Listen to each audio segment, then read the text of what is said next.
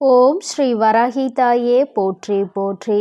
என் அன்பு பிள்ளையே, உன்னுடைய குடும்பத்தில் கலகத்தை மூட்டி அங்கே பிரச்சனைகளை ஏற்படுத்தி கொண்டிருக்கின்ற ஒரு பெண்ணை உனக்கு அடையாளம் காட்டி கொடுப்பதற்காக வந்திருக்கிறேன். என் தங்கமே, வாழ்க்கையில் நமக்கே இங்கு 1008 பிரச்சனைகள் இருந்து கொண்டிருக்கிறது. நம்முடைய வீட்டில் இருக்கின்ற பிரச்சனைகளையே நம்மால் சமாளிக்க முடியவில்லை. நாமே நம் வாழ்க்கையை பற்றி 1000 பிரச்சனைகளை பற்றி சிந்தித்து கொண்டிருக்கும் பொழுது, இவர்களுக்கு நம் குடும்பத்தில் என்ன வேலை, இந்த பெண் யாராக இருக்கும் என்று நீ நினைக்கிறாய் அல்லவா? அம்மா இவர்களை பற்றியெல்லாம் நினைப்பதற்கு நேரம் இல்லை என்று நீ நினைக்கிறாய்.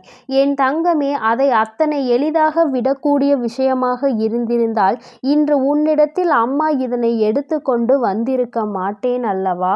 என் தங்கமே, சற்று பிரச்சனைகள் கொஞ்சம் விபரீதமான முடிவை சந்திக்க இருப்பதனால்தான் உன்னிடத்தில் அதனை முன்கூட்டியே சொல்லிவிடலாம் என்று நான் வந்திருக்கிறேன். என் தங்கமே, குடும்பம் என்பதை கட்டி காப்பாற்றுவது எத்தனை பெரிய கடினமான விஷயம் என்பது நன்கு தெரிந்த விஷயம்தானே. உன்னால் உன் குடும்பத்தில் இருக்கின்ற பிரச்சனைகளை சமாளிக்க முடியாமல் திணறி வருகிறாய். ஆனால் இந்த பிரச்சனைகள் எல்லாம் எங்கிருந்து வருகிறது என்பதை நீ இன்னமும் கண்டுபிடிக்கவில்லை. ஏதோ தினமும் ஒரு பிரச்சனை, தினமும் ஒரு போராட்டம் என்று வந்து கொண்டிருப்பதை மட்டும்தான் உணர்கிறாயே தவிர, அதற்கெல்லாம் காரணம் யார், இதையெல்லாம் பின்னால் இருந்து செய்து கொண்டிருப்பவர் யார் என்பதை உனக்கு இன்னமும் தெரியவில்லை. என் தங்கமே, உன்னுடைய வாழ்க்கையில் உன்னை சுற்றி நடக்கின்ற சில விஷயங்களை பற்றி நீ உணராமல் இருந்து கொண்டிருக்கிறாய். இதற்கெல்லாம் ஒரே ஒரு காரணம்தான். எல்லோரையுமே நீ நம்பிக்கொண்டு இருப்பது. யார் என்ன செய்தாலும் அதில் அவர்கள் பக்கம் நியாயம் இருப்பது போல நீ உணர்வது. உன்னுடைய குடும்பத்தில் யாராவது மற்றவர்களை பற்றி ஒரு விஷயத்தை சொன்னால் கூட அதை நம்ப மறுப்பது. உனக்கு அதை நம்ப வேண்டும் என்ற எண்ணம் இருக்கிறது. ஆனால் எங்கே மற்றவர்கள் கெட்டவர்கள் என்று சொல்கின்ற விஷயத்தை நம்பிவிட்டால் நம்மால் அந்த பிரச்சனையில் சிக்கிக்கொண்டு மீள முடியாமல் நின்று கொண்டிருக்க வேண்டி இருக்குமே என்று எண்ணிதான் என் பிள்ளை நீ மற்ற பிரச்சனைகளில் இருந்து கொண்டிருக்கிறாய். வாழ்க்கையில் நமக்கு இருக்கின்ற கஷ்டங்களை பார்த்து கொண்டு நம் வேலையை பார்த்து கொண்டு இருந்தாலே போதும். மற்றவர்களின் பிரச்சனைகளில் ஒருபோதும் தலையிடக்கூடாது என்று நீ நினைக்கின்றாய். அதனால் வருகின்ற பின்விளைவுகளை நாம் எந்நாளும் சந்தித்து கொண்டு இருக்க முடியாது. இதில் வருகின்ற பிரச்சனைகளால் நம் வாழ்க்கைக்கு ஏதேனும் கேடு வந்து விடுமோ என்றுதான் என் பிள்ளை நினைத்து ஒதுங்கி நிற்கின்றாயே தவிர ஒருபோதும் யாருக்கும் பயந்து அல்ல என்பது உன் அம்மா எனக்கு நன்றாக தெரியும். ஆனால் என் தங்கமே, மற்றவர்கள் குடும்பத்தில் பிரச்சனைகளை உருவாக்க வேண்டும் என்று நினைப்பவர்களை அத்தனை எளிதாக விட்டுவிட முடியாது அல்லவா? அவர்கள் உனக்கு மிகவும் நெருக்கமானவர்களாக இருக்கின்ற பட்சத்தில் நீ அதனை தெரிந்து கொள்ள வேண்டும் அல்லவா? யார் உன் வாழ்க்கையில் என்னவெல்லாம் நடத்த வேண்டும் என்று நினைக்கிறார்களோ அவர்களை பற்றிய சில நல்ல விஷயங்களை, கெட்ட விஷயங்களை நீ நிச்சயமாக தெரிந்து கொண்டுதான் ஆக வேண்டும். ஏனோ வாழ்கிறோம், ஏதோ வாழ்க்கை செல்கின்றது என்றெல்லாம் இருந்துவிடக் கூடாது. உனக்கென்ற வாழ்க்கையில் பிரச்சனைகளை ஏற்படுத்தி கொடுக்கக்கூடியவர்கள் உன் அருகிலேயே இருக்கின்றார்கள் என்று தெரிந்தால் நீ அவர்களிடத்தில் இருந்து எச்சரிக்கையாகவும் இருக்க வேண்டும்.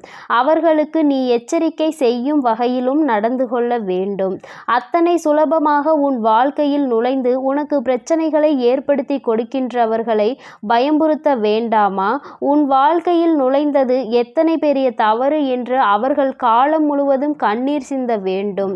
என் பிள்ளை, நீ நினைக்கலாம், அம்மா இவர்களுக்கெல்லாம் தண்டனை கொடுக்க வேண்டாம், அப்படியே விட்டுவிடலாம் என்று நீ நினைக்கலாம். என் குழந்தையே, உன்னுடைய பெருந்தன்மையான மனது உன் தாயானவள் எனக்கு இல்லை. ஏனென்றால் என் குழந்தைக்கு வாழ்க்கையில் ஏற்பட்ட பிரச்சனைகள் அத்தனை பெரிது. அவர்கள் உனக்கு கொடுத்த கஷ்டங்கள், நீ சிந்திய கண்ணீர், என்ன பிரச்சனை நமக்கு நடக்கிறது என்று காரணமே தெரியாமல் நீ அழுது புலம்பியது, இது எல்லாவற்றிற்கும் தீர்வினை காண வேண்டும் அல்லவா? உன்னுடைய மனது ஆறுதல் பட்டாலும் உன் அம்மா என்னுடைய மனது அத்தனை எளிதாக ஆறுதல் படுவது கிடையாது. இவர்களுக்கெல்லாம் சரியான தண்டனையை கொடுக்க வேண்டியது என்னுடைய பொறுப்பாக இருக்கிறது. என் தங்கமே, உன்னிடத்தில் இருந்து அவர்கள் பெற்ற உதவிகள் 1000. ஒரு நாள் கூட என் பிள்ளை தன்னிடம் உதவி என்று கேட்டவர்களுக்கு இல்லை என்று சொன்னது கிடையாது. அதிலும் தெரிந்தவர்கள் என்றால் எப்படியாவது எதையாவது செய்து உதவி செய்திட வேண்டும்.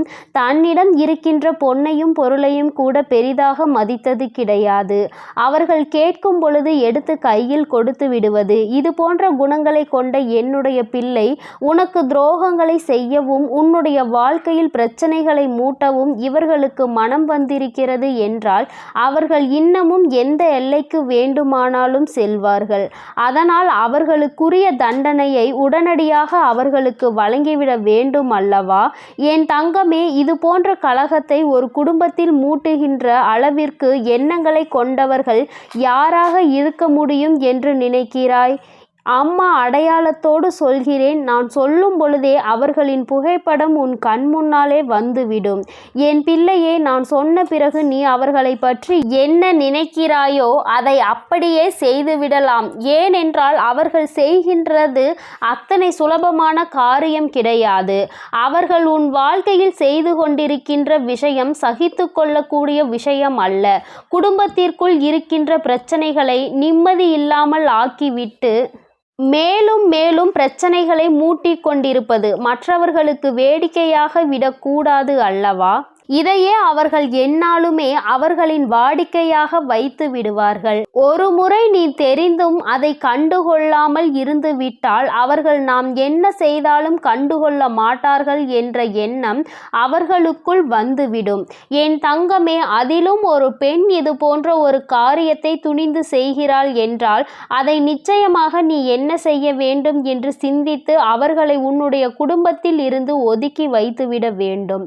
அவர்களுக்கு கொடுக்க போகின்ற தண்டனை இனி வாழ்நாள் முழுவதும் யாருடைய குடும்பத்திலும் எந்த ஒரு பிரச்சனைகளுக்கும் தான் காரணமாக இருக்கக்கூடாது என்ற எண்ணத்தை உருவாக்கிவிட வேண்டும். என் தங்கமே, இவர்களின் அடையாளத்தை அம்மா உனக்கு சொல்கிறேன், தெளிவாக புரிந்துகொள். அவர் உன்னுடைய குடும்பத்தில் உன்னுடைய தந்தை வழியில் அவரோடு பிறந்த ஒருவரினுடைய பிள்ளை ஆவார். என் தங்கமே, அது மட்டுமல்லாமல் இல்லத்தின் அருகிலேயே இருந்து கொண்டிருப்பவர், என்னாலும் உன்னுடைய இல்லத்திற்கு வந்து சென்று கொண்டிருப்பவர், உன்னுடைய குடும்பத்தில் அதிகமான அக்கறை கொண்டவர் போல இல்லத்தில் நடக்கின்ற எல்லா விஷயங்களிலும் முன்னால் நின்று செய்வது போல செய்து கொண்டிருப்பவர். ஆனால் மனதிற்குள் எந்த ஒரு நல்ல எண்ணங்களும் உன் குடும்பத்தின் மீது அவருக்கு இல்லை. அது மட்டுமல்லாமல் மற்றவர்களிடத்தில் எந்நாளுமே எந்த ஒரு விஷயத்தையும் யாருக்கும் நீதான் செய்து கொடுத்தாள் என்பதை அவர்கள் சொல்வது கிடையாது. உன்னுடைய குடும்பத்தில் உன்னுடைய உடன் பிறந்தவர்கள் மூலமாக அவர்கள் பெற்ற லாபங்கள் ஏராளம். பணத்தை கூட கொடுத்துவிட்டு திரும்ப வேண்டாம் என்று சொல்கின்ற அளவிற்கு உதவிகளை செய்திருக்கின்றார்கள். ஆனால் இந்த உதவிகளை எல்லாம் சிறு துளி அளவு கூட அவர்கள் மதிக்கவில்லை. அவர்கள் மனதில் இவர்கள் செய்த உதவிகளை சிறு துளி அளவு கூட நன்றி இல்லாமல் குடும்பத்தை அழிக்க வேண்டும் என்ற எண்ணத்தோடு தான் சுற்றித் திரிகிறார்கள். அதற்கு அவர்களோடு உடன் பிறந்தவர்களும் உடந்தையாக இருக்கின்றார்கள் என்பது இன்னமும் அதிர்ச்சியான ஒரு விஷயமாகும். ஏனென்றால் அவர்களும் உன்னுடைய குடும்பத்தில் மிகுந்த அக்கறை கொண்டவர்கள் போலதான் நடித்து கொண்டிருக்கிறார்கள். அவர்களுக்கும் எண்ணம் என்ன தெரியுமா? அவர்களின் குழந்தைகள் அவர்களினுடைய வம்சம் நன்றாக இருக்க வேண்டும். உங்களினுடைய குடும்பம் உன்னுடைய குழந்தை குட்டிகள் எல்லாம் நன்றாக இருக்கக்கூடாது. அவர்கள் வாழ்க்கையில் நல்ல நிலையை அடைந்துவிடக் கூடாது. உதாரணத்திற்கு சொல்ல வேண்டும் என்றால் படிப்பு சம்பந்தமான விஷயமாக இருந்தாலும் வாழ்க்கை சம்பந்தமான விஷயமாக இருந்தாலும் அவர்களுக்கு சிறப்பாக எதுவும் கிடைத்துவிடக் கூடாது என்று நினைக்கிறார்கள். இவர்கள் எண்ணத்தை அம்மா எப்படி எடுத்துக்கொள்வது என்று நீ இப்பொழுது சொல். இவர்களுக்கு தண்டனை கொடுப்பது நியாயம்தானா? இவர்களுக்கு மிக பெரிய அடி ஒன்றினை அம்மா அவ்வாழ்க்கையில் கொடுக்க போகிறேன். எந்த ஒரு கெடுதலையும் செய்ய நினைக்க கூடாத அளவிற்கு அவர்களுக்கு மிக பெரிய இடியாக தலையில் இறக்கப் போகிறேன். என் தங்கமே, நீ வருத்தப்படாதே. இது போன்று உடன் இருந்து கொண்டே நமக்கு துரோகத்தை செய்கிறவர்களை இன்று அவர்கள் செய்கின்றதற்கு பலனை அவர்கள் அனுபவிப்பார்கள். இது இந்த வராகியிடம் இருந்து அவர்களுக்கு நிச்சயமாக கிடைக்கும் என்பதில் எந்த ஒரு மாற்று கருத்துமே கிடையாது. என் பிள்ளையே, உன்னுடைய வாழ்க்கையில் இனிமேல் மற்றவர்களினுடைய தலையீடு இல்லாமல், மற்றவர்கள் குடும்பத்திற்குள் கலகத்தை மூட்டுகின்ற அளவிற்கு இடம் கொடுக்காமல் இருக்க வேண்டும். மூன்றாவது ஒருவரின் தலையீடு, மூன்றாவது ஒருவரின் பேச்சை கேட்டு குடும்பத்தில் ஒரு விஷயங்களை செய்வது என்று ஒருபோதும் இருந்துவிடாதே. சொந்தமாக முடிவெடுத்து குடும்பத்தில் உள்ளவர்களிடம் மட்டும் கலந்து பேசி எந்த ஒரு முடிவையும் எடுக்க வேண்டும். என் பிள்ளை இதில் இனி எப்பொழுதும் கவனமாக இருக்க வேண்டும். என் செல்ல குழந்தையே, இந்த வராகி அம்மாவினுடைய அருளும் ஆசீர்வாதங்களும் உனக்கு எப்பொழுதும் முழுமையாக இருக்கும். என் தங்கமே, அதனால் நீ எதற்காகவும் கலங்க வேண்டாம். எதை நினைத்தும் வருந்த வேண்டாம். நீ நல்லதையே நினைத்தால் உன் வாழ்வில் எப்பொழுதும் உனக்கு நல்லது மட்டுமே நடக்கும். ஓம் ஸ்ரீ வராகி தாயே போற்றி போற்றி. ஓம் ஸ்ரீ வராகி தாயே போற்றி போற்றி.